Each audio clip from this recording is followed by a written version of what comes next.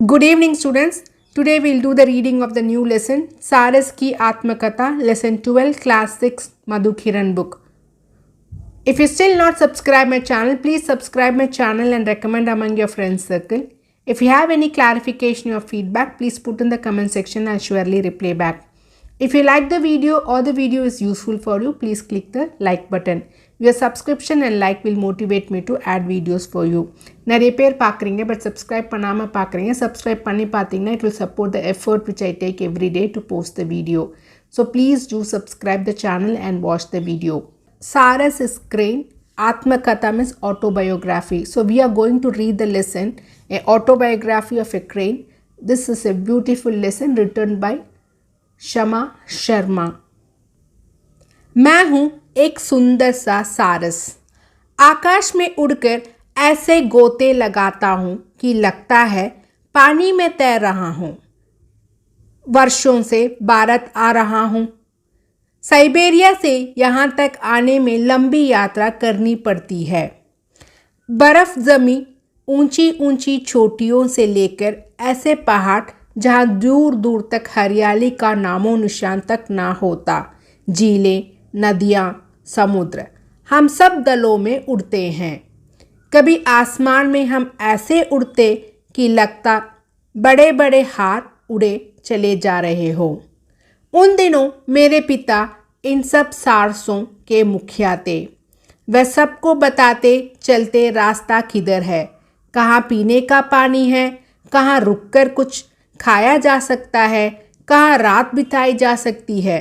रास्ते में ऐसे आदमी भी मिलते थे जो हम पक्षियों के शिकार की ताक में लगे रहते थे.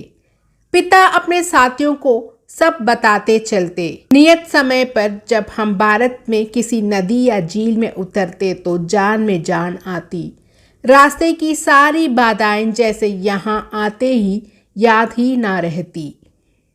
एक बार की बात है, पिता अपने परिवार और दोस्तों के साथ एक झील में तैर रहे थे. आने जाने वाले लोग इन पक्षियों को देखकर खुश हो रहे थे. तभी एक शरारती बच्चे ने अपने तैले में छिपाई गुलेल निकाली और पिता पर चला दी. गुलेल की चोट इतनी तेज थी कि पिता तड़पकर पानी में गिर पड़े. खून से झील के पानी का रंग लाल हो गया. उनके कुछ साथी अपने संग तैराकर उन्हें किनारे तक लाए. तभी कुछ लोगों ने वहाँ के रखवाले को खबर कर दी. उसने आकर पिता को उठाया, डॉक्टर के पास ले गया. चोट गहरी थी. डॉक्टर ने मरहम पट्टी की और पिता को वहीं आराम करने के लिए रख लिया. यहाँ और भी कई जानवर थे. पैर में चोट लगा एक हाथी था. उसे उसके महावत ने घायल किया था. शिकारी की गोली से घायल एक हिरन, टांग टूटी एक गाय, अंधी चील और एक पंख वाली गौरैया भी थी. पिता कई दिन अस्पताल में रहे. हम लोगों के लौटने का वक्त हो रहा था. हम सब पक्षी वहां एक साथ पहुंचे कि पिता को अपने साथ वापस ले आए. पिता के कई बुजुर्ग साथी डॉक्टर से उनका हालचाल पूछने लगे. ये भी कहा कि अब वे जल्दी से जल्दी अपने देश वापस जाना चाहते हैं. उनकी बात सुनकर डॉक्टर कुछ सोचने लगे. फिर बोले, वह ठीक तो हो गए हैं, मगर मुझे नहीं लगता कि वे इतनी लंबी और ऊंची उड़ान भर सकते हैं. वैसे भी रास्ते में शिकारियों का खतरा है. वापस लौटकर साथियों ने पेड़ों पर बैठकर विचार विमर्श किया. अगले दिन झील में तैरते हुए और भोजन खोजते हुए भी वे यही सोचते रहे कि क्या करें. एक नौजवान सारस ने कहा, ये इंसान क्या अपने बच्चों को ये नहीं सिखाते हैं कि किसी को बिना मतलब चोट नहीं पहुंचानी चाहिए. आखिर उस लड़के को क्या मिला? उसकी गुलेल तो अभी भी उसके पास है. पता नहीं वह और किस किस को घायल करेगा. कितनों की जान जाएगी. कितने जिंदगी भर के लिए अपाहिज हो जाएंगे. कायदे से तो ऐसे लोगों के आने पर यहाँ रोक लगा देनी चाहिए. क्या पता कल वह फिर यहाँ आ धमके और हम में से किसी को घायल कर दे. एक दूसरा बुजुर्ग सारस बोला, मैं तो अब यहाँ कभी आने के बारे में सोचूंगा तक नहीं. दूसरा सारस कहने लगा, वैसे भी अब यहाँ गर्मी बढ़ती जा रही है, दिन भर पानी में रहो तब भी शरीर जलता लगता है।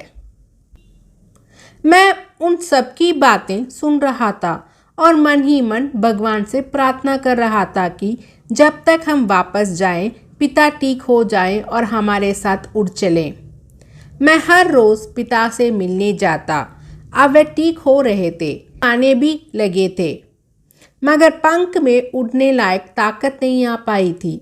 एक दिन पिता ने हम सबको बुलाकर वापस अपने देश लौट जाने को कहा। लौटने का समय भी तय कर दिया। उस रात लौटकर मैं रोता रहा। जो पिता हम सभी को रास्ता दिखाते थे वह अब हमारे साथ नहीं होंगे। क्या पता हम रास्ता भूल जाएं, कोई शिकारी मार कर गिरा दे, हमें खाना ना मिले और सबसे बड़ी बात तो यह है कि हम सबके बिना पिता अकेले कैसे रहेंगे। अभी तो हर रोज़ उनसे मिलना होता है, फिर ना जाने कब मिल पाएंगे। जाने का और पिता से विदा लेने का दिन आ गया। पिता के सारे मित्र उनसे विदा लेने पहुँचे। पिता ने अपनी चोंच मेरे सिर पर फिराई, आशीर्वाद दिया। मुझे जोर से रोना आ रहा था, इसलिए जल्दी से बाहर निकल आया। पिता के साथ के सारे जानवर बस मुझे ही देख रहे थे, जैसे सारी बात समझते हों। पिता ने सबको रास्ते के बारे में समझाया, किसी अनजान जगह नीचे न उतरने की सलाह दी। लौटते हुए खाना कहाँ कहाँ आसानी से मिल सकता है ये भी बताया। बाहर निकलकर सबने अपने पंख फैलाए और आसमान में उड़ गए। मैं बार बार दूर छूटते पिता के बारे में सोचता। जल्दी ही उड़ते हुए हम दूर निकल गए। पिता जब साथ होते थे तो वह ही हमेशा सबसे आगे उड़ते थे। अब कोई आगे उड़ता तो कोई और आगे आता। एक दूसरे से टकराने की नौबत आ जाती। नदियों, पहाड़ों, जंगलों को पार करते हम अपने घर पहुँचे। माँ, भाई बहनों और दोस्तों के होते हुए भी मैं पिता को याद करता रहता। भगवान से मनाता कि जल्दी ही मौसम बदले और मैं उड़कर पिता के पास पहुँच जाऊँ। जैसे तैसे समय बीता, आसपास चहल पहल होने लगी। सब जाने की तैयारी करने लगे, लेकिन दुर्भाग्य जाने के ठीक एक दिन पहले मैं बीमार पड़ गया। सब बड़ों ने कहा कि ऐसे में जाना ठीक ना होगा। रास्ते में और ज़्यादा तबीयत खराब हो गई तो क्या होगा। मुझे तो रोना ही आ गया। मैं कब से पिता के पास जाने की सोच रहा था।